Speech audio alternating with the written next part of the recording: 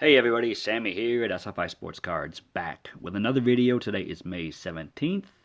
First, I want to acknowledge a birthday to who, I've read was one of the most kind, soft-spoken, highly regarded men to ever play the game of baseball, and that is Cool Papa Bell. Happy birthday to one of the fastest players ever to lace up a pair of spikes. Wish I had a card to show you, but, if you're lucky enough to own one, hats off to you. But today, let's look at some vintage. I personally think I've been pushing back on some vintage and other older cards, so let's give them a little time today. And let's look at some players that were once great. Some of them, at times in their career, were the best in baseball. But some that you probably don't see every day. To those players of the past, I am here for you. And I appreciate those content creators and collectors in general who focus on the players we don't really see every day. That's really a breath of fresh air. So, this first player, I've shown him plenty of times on my channel, but this was sitting in my let's get this card graded pile, and it was right there, so it was easy access. But this 1961 Topps Harmon Killebrew. Now, 1961 Topps, it's that set that just screams, put your ball cap away and let's see how far back that hairline went in the past year. Not all cards are this way in this set, but you got the Killebrew. Willie Mays isn't wearing a cap in this set. Ernie Banks. Who else? Red Shane Dietz. I don't believe he's wearing a cap. So those are the notable ones without a baseball cap in this set. I'm sure there's other ones. Now, I don't really consider Killebrew overlooked or anything in our hobby. I just think he's one of the coolest players to collect.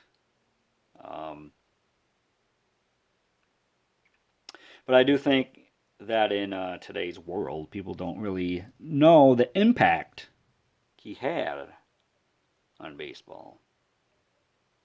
He is the logo for, MLB, so that's got to say something, right? But, yeah, here's the 61 Killebrew.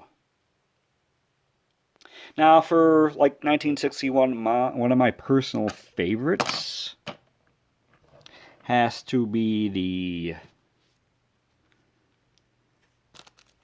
Billy Williams rookie card.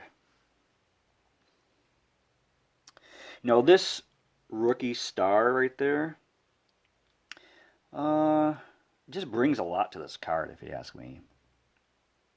Same with Carl Yastrzemski. I think he does have the 1961 star on his card as well. So that's a nice touch. I kind of like that they had that in that set. So, yeah, 61. They have some cool color combinations too on their cards. So, let's move on. 1971. People do like this set, the black border. And you know what? I might have shown this card before too, but let's get on with it. How about the Gaylord Perry OPC? This guy didn't have overpowering stuff. His arsenal wasn't overpowering. For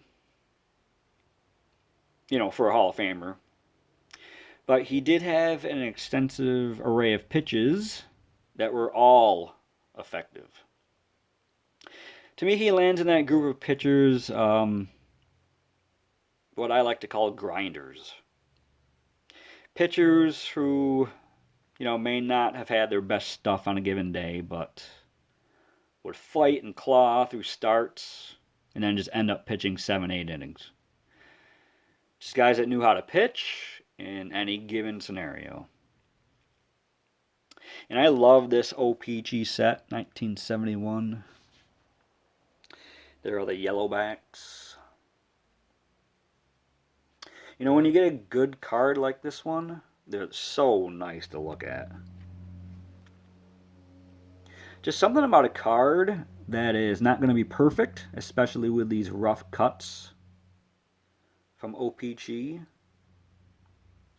And getting a great one is quite a feeling for collectors like myself. I've graded a couple of these OPGs.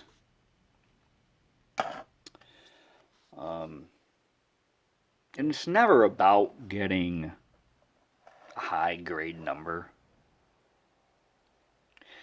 It's just they look amazing. Here's one that I had submitted. This is the Joe Morgan. And also the Bob Gibson.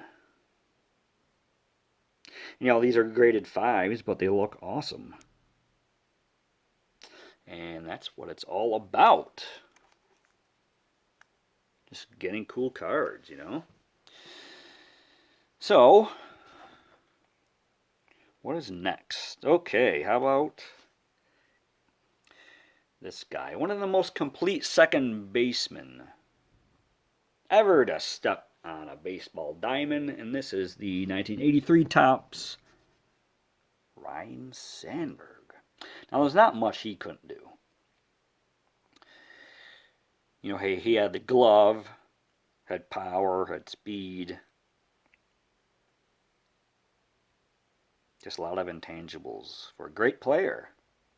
Now, if you want to check out one of the wildest games in history, look up June 23rd, 1984. The Cardinals versus the Cubs. Called none other than the Ryne Sandberg game. He just took over. He went 5 for 6, had 7 RBIs, 2 home runs. One in the bottom of the 9th against Hall of Fame closer Bruce Sutter to tie it at 9.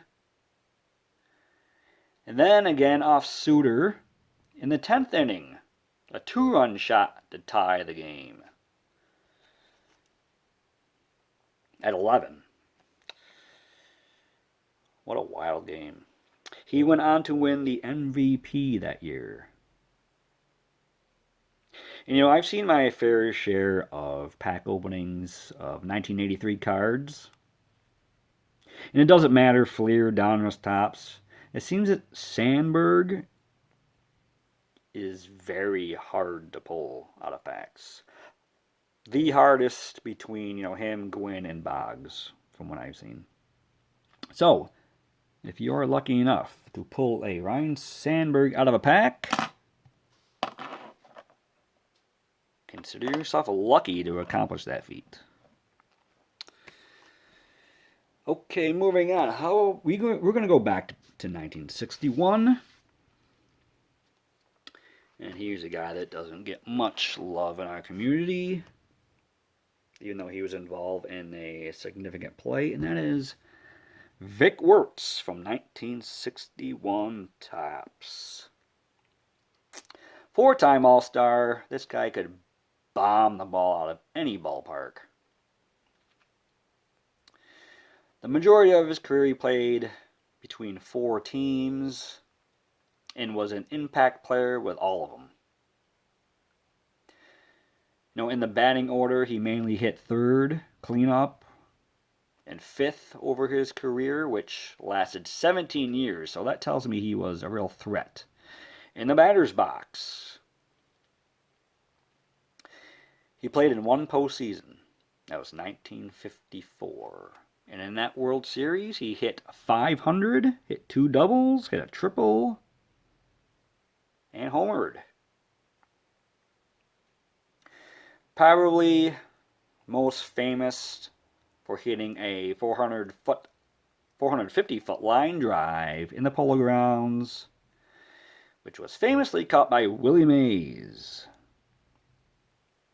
And unfortunately for Wirtz, he had to be questioned about this play over and over and over and over again throughout his career, which was a very good career.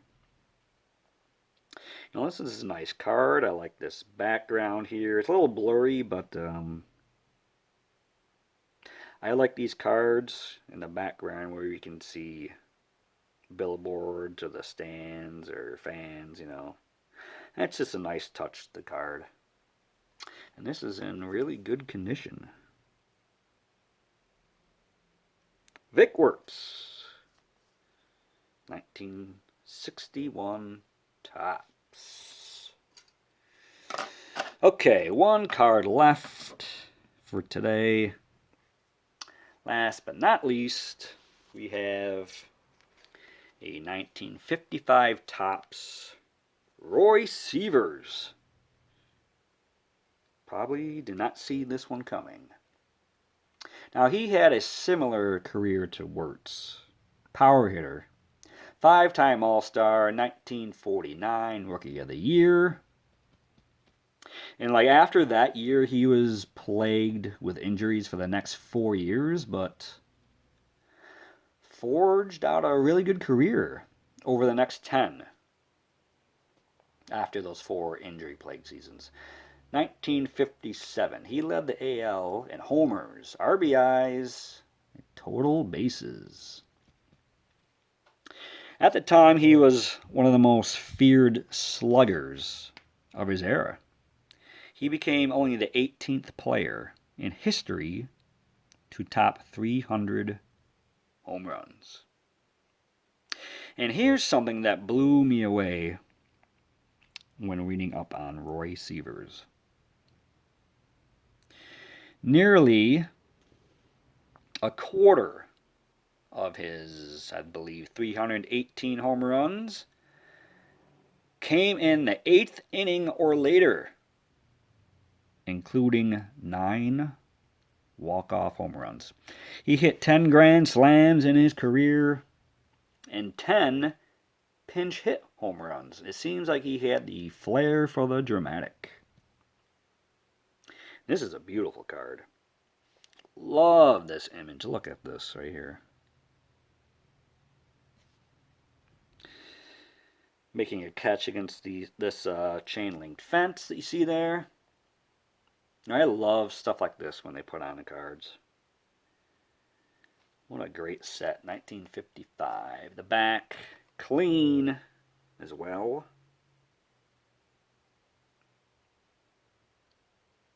Very, very nice. So there you have it. That's what I got for you today. Let me see if I can line these up a little better.